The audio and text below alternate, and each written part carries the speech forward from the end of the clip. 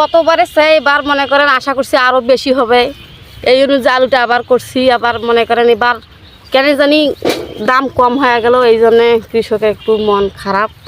বস্তা রাখবো আমি 100 বস্তা।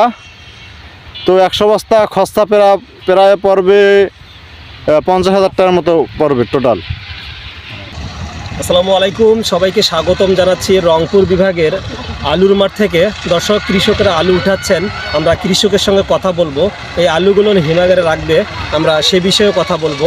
তো সমস্ত প্রতিবেদন জুড়ে আমাদের সঙ্গে থাকবেন। তো এটা ডাল উঠানো হয়েছে প্রায় 1 সপ্তাহ আগে। এখন আমরা এটা উঠাইতেছি, শুকনো আলু উঠাইতেছি। এটা বীজ করার জন্য রাখবো আমরা স্টোরে। তো এবার রেটটা একটু বেশি, হিমাগারের রেটটা একটু বেশি, গতবারের তুলনায় এবার একটু বেশি।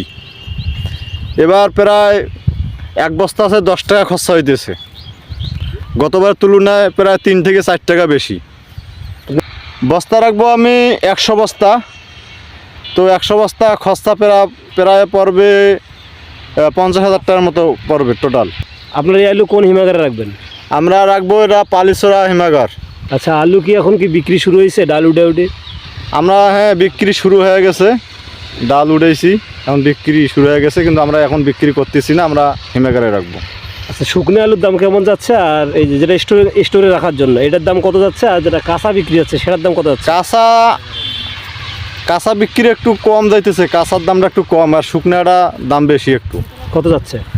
শুকনাটা যাইতেছে 15 থেকে 16 টাকা, আর কাঁচাটা 12 টাকার মতো এরকম। কৃষকের পোষাই তো ভালো, কৃষকের খরচাটা বেশি হইতেছে, এই কারণে আরও কৃষক হতাশ হয়ে যাইতেছে। তো আশা করব কর্তৃপক্ষকে যেন ভাড়াটা কমানোর চেষ্টা করে, তাহলে আমরা কৃষকেরা বাঁচলে সবাই বাঁচবে। গতবারে চাই এবার মনে করেন আশা করছি আরও বেশি হবে, এই অনুযায়ী আলুটা আবার করছি। আবার মনে করেন এবার কেন জানি দাম কম হয়ে গেল, এই জন্যে কৃষকের একটু মন খারাপ। ওই জন্যে আলুটা হিমালয়ে থুইতেছি যে আবার গতবার করব, আবার যদি লাভবান হতে পারি সামনের বছরের জন্য, সামনে বসার জন্যে। গুড, ধন্যবাদ আপনাকে আলু তথ্য দেওয়ার জন্য। তো প্রিয় দর্শক, আলুর দাম কমায় কৃষকদের মন একটু দুর্বল, কারণ যদি আলুর দাম থাকতো তাহলে হাসতে হাসতে ক্যামেরার সামনে কথা বলে, কারণ গতবার যেটা ছিল আর এবারে দেখা যাচ্ছে যেটা বিকল্প, সেটা হচ্ছে আলুর দাম কম হওয়ার কারণে কৃষকের মুখে হাসি নেই। আলুর দাম কম, হিমাগার ভাড়া বেশি, বিভিন্ন দিকে টেনশন। নিয়মিত আলুর আপডেট পেতে আমাদের সঙ্গে থাকবেন। পুরো রমজান মাস জুড়ে আমাদের প্রতিবেদন দেখতে আমাদের সঙ্গে থাকবেন।